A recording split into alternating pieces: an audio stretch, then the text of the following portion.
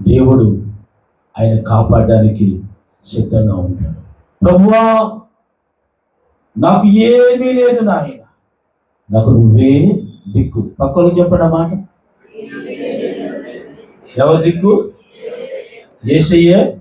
మనస్ఫూర్తిగా చెప్పండి కదా, యేసయ్యే దిక్కు అని అన్నారు. ఇక్కడ ఎక్కడ? యెషయా గ్రంథం 30 అధ్యాయం 2 చదవండి. వారు నా నోట మాట విచారణ చేయక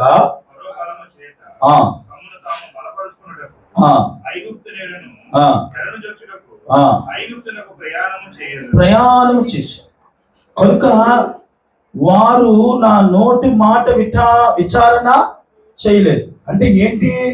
ప్రభు ఏం చెప్తున్నాడంటే, నా పిల్లలైనటువంటి వారు కనీసం నన్ను అడగలేదు, ఒక మాట పొలిటికైనా ప్రార్థన చేయలేదు, ఓ మాట వరుసకైనా నన్ను అడగాలి, కనీసం మోకాళ్ళు నా దగ్గర వేయలేదు, కనీసం ఒక ఉపవాసం అన్న చేసి ప్రభువా మేము ఏం చేయాలయ్యా, మా పరిస్థితి ఇలా ఉందని చెప్పి వారు ప్రభువుని అడగలేదు.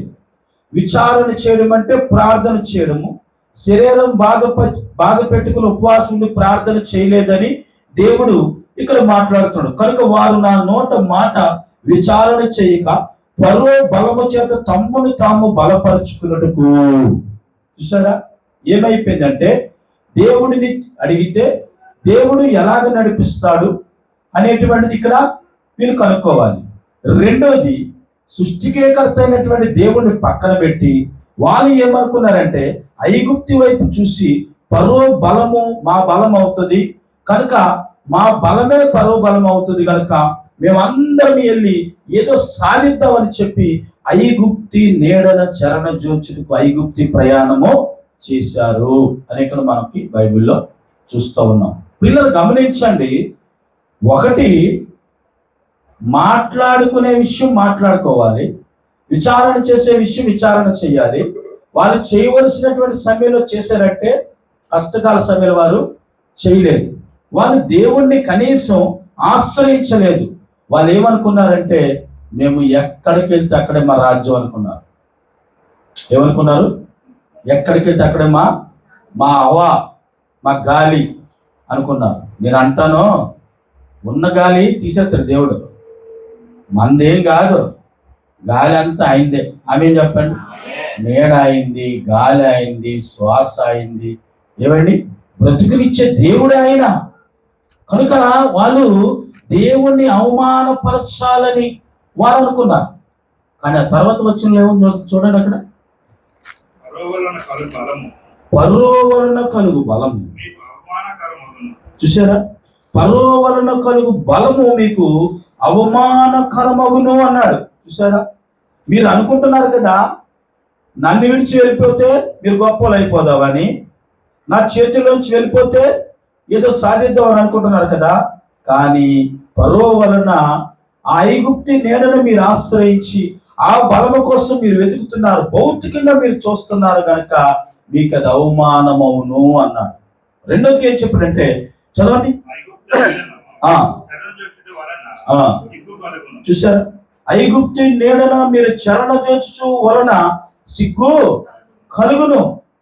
ఇక్కడ దేవుడు మాట లేకుండా వారు నిర్ణయం తీసుకున్నారు, దేవుడు ఆజ్ఞ లేకుండా వారు నడవడం సాగారు, దేవుడిని కనీసం ప్రార్థన చేయకుండా వారు అలాగ చేయడం వలన అన్ని కష్టాలు, అన్ని బాధలు, అన్ని విపత్తులు, అన్ని సమస్యలు వాళ్ళంతలో వాళ్ళే తెచ్చుకున్నారు. ఇప్పుడు ఒక మనిషి, దేవుని ప్రియమైన బిడ్డరా, ఎప్పుడైనా ఒక మనిషి ఏదైనా తప్పు చేశాడు అనుకోండి, ఆ తప్పు ఆ మనిషి వరకు ఉంటే పర్వాలేదు, కానీ అది ఏమైందంటే వ్యాపించింది. వ్యాపించడం వలన వారు సిగ్గుపడ్డారు, వారికి అవమానం కూడా. ఈ రెండు కూడా పొందుకున్నారు వారు. ఎందుకు అదంటే, దేవుని దగ్గర వారు సరైనటువంటి హృదయము కలిగి లేరు, సరైన ప్రార్థనా జీవితం కలిగి వారు లేరు. దేవునికి ఇవ్వాల్సిన సమయాన్ని బట్టి వారు కనీసం భయభక్తి కూడా లేకుండా వారు అలాగ చేశారు. కనుకనే వారు అవమానం పొందుకున్నారు. ఎప్పుడైనా చూడండి, ఇలాగ చేస్తే ఒకరు అవమానం పొందుకుంటారు అని నీవెప్పుడు అనుకోవద్దు. ఇలాగ చేస్తే వారికి సిగ్గు వస్తుంది అని నువ్వెప్పుడు కూడా అనుకోవద్దు. అలాగ అనుకుంటే తిరిగి అంత మళ్ళీ నువ్వే అనుభవించవలసి వస్తుంది. కనుక ఏదైనా చెయ్యాలి అని అంటే ఎంత బలముగా ఉన్నటువంటి వీరి జీవితంలో ఒక్కసారిగా వారు తీసుకున్నటువంటి నిర్ణయము దేవునికి దూరం చేసింది. అంతేకాకుండా దేవునికి చాలా హృదయము బాధ కలిగించింది.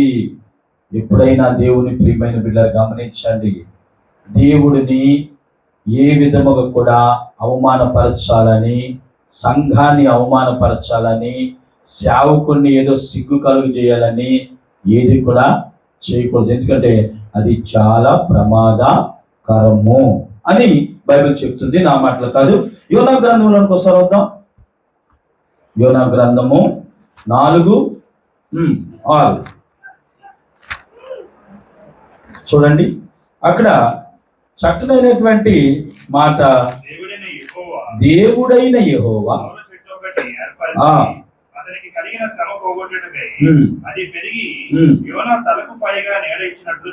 చూసారా?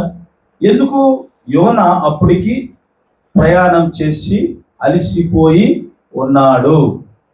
యోనా ప్రయాణం చేసి అలసిపోయి ఉన్నాడు గనుక అది దేవుడు చూశాడు. అయ్యో, ఇంత శ్రమపడి ఉన్నాడు, ఇంత బాధపడి ఉన్నాడు, ఇంత చెమట కారుతుందని చెప్పి అతనికి కలిగిన శ్రమని పోగొట్టుటకు అది పెరిగి యోనా తలపైకి నీడన ఇచ్చినట్లుగా చేసింది. చూశారు? అప్పటికప్పుడే దేవుడు చేసేసాడు. ఏంటది? అప్పటికప్పుడే. పక్కన చెప్పండి ఆ మాట. అప్పటికప్పుడే దేవుడు, అప్పటికప్పుడే అంటే ఎక్కువ టైం లేదు. ఇప్పుడు నువ్వు అలసిపోయి ఉన్నావు, నువ్వేమైపోతావు అని నీకంట ముందు దేవుడికి తెలుసు. ఆమె చెప్పండి. మనకంట ముందు మన దేవుడికి తెలుసు మనం ఏమైపోతాం.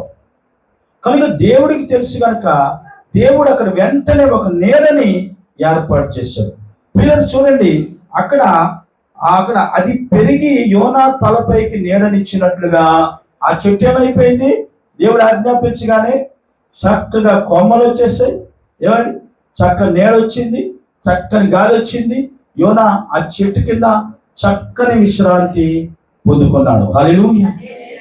చక్కని విశ్రాంతి పొందుకున్నాడు, శాద తీర్చబడ్డాడు. దేవా నీకు వందనాలయ్యా, ఇలాంటి సమయంలో కూడా నన్ను వదలలేదు ఆయన.